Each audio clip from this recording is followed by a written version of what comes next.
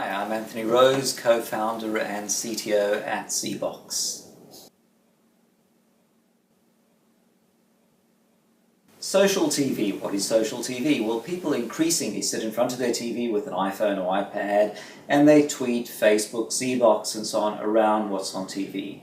But actually, it's more than this, just that. It's participation in TV. And I think really the exciting thing is not so much social, but participation. And when you participate in the show, you can play along, you can vote, you can poll, you can win things, you can talk to other people.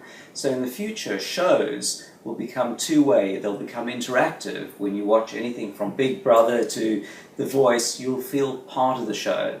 And part of that is social, but an increasing amount of it will be connecting back into the show, playing along, having your participation make its way back into the TV. And that's going to be the exciting next developments in social and participation television.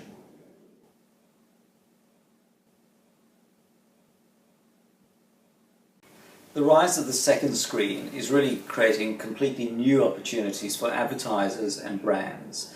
What's happened in the past is you sat in front of your TV and you watched a show, and your engagement was really with the broadcaster. Nobody knows Shine, Fremantle, Endemol, the companies that make content are not consumer brands. But in the future, those companies will have the opportunity to reach out to the consumer directly.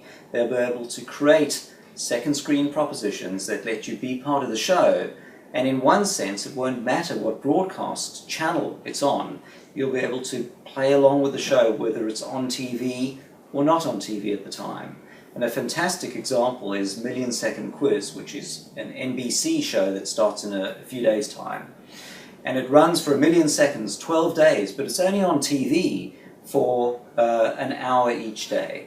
But the point is you can go to the website, you can go in zeebox, and you can participate in the show whether it's on TV or not.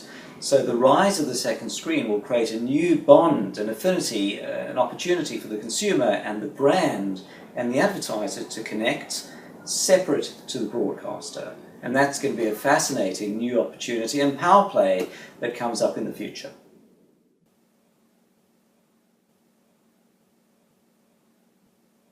So for advertisers, the rise of the second screen is a fascinating opportunity because today an advertiser can buy an ad on TV, but the ad has no clicking, no interactivity, very poor targeting, and almost no metrics around it. Whereas on the second screen, you have sort of Google-style economics. There's auction. You can target not only to the household, but to the person.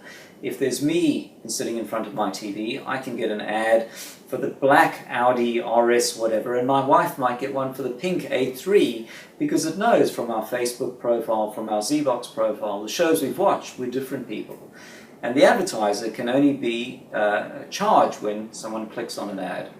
So the economics of advertising can change dramatically on the second screen. I think separately, as people start PVRing, recording more and more shows and skipping the ads, we may see, it's not going to change real soon now, but as advertisers look for an alternative, how do we reach consumers when they're busy skipping our ads? Can they start building product placement in? Can be part of the show? Can you sponsor the show? Can you have, whether it be things people are wearing in the show? The point is that the clickable touch screens, the synchronization with the TV signal, the use of audio content recognition to synchronize a second screen experience with what's playing on screen, and all the web economics and targeting and personalization will, in the fullness of time, radically change TV advertising and let the brand connect directly with the consumer. Now, the astute broadcaster is going to say, I will make that part of my value chain. So our partners will sell new types of TV advertising that come with the TV advert plus. There's a TV advert and a zeebox integrated experience for big dollar campaigns that let the advertiser learn more about their consumer, perhaps use zeebox's profiling and so on to help target people. They realize that this show is being watched by this type of demographic they didn't realize, and they come from this show and they go to that show. So the second screen provides way more data and analytics, so-called big data, as well as new ways of getting the audience to not just see your brand, but actually buy it, interact, get more, book, come back later. and this will really transform advertising in the future.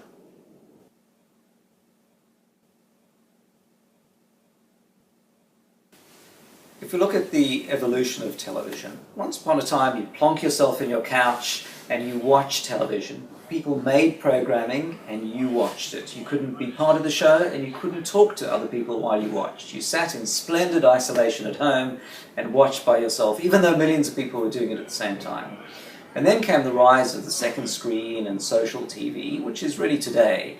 And you can be part of a broader experience. You can tweet, Facebook, zeebox and so on, and you can connect with other people. But oddly, you're really not still part of the show. The people who make the shows continue to make the shows they've always done, but you can now connect with other things around the show. But that's really a transitory phase, I think. And the next phase is the people making the shows actually building that experience, that connected experience into the show itself. And I begin to see that with our broadcast partners and so on, where shows coming up next year will have the second screen experience fed back into the show.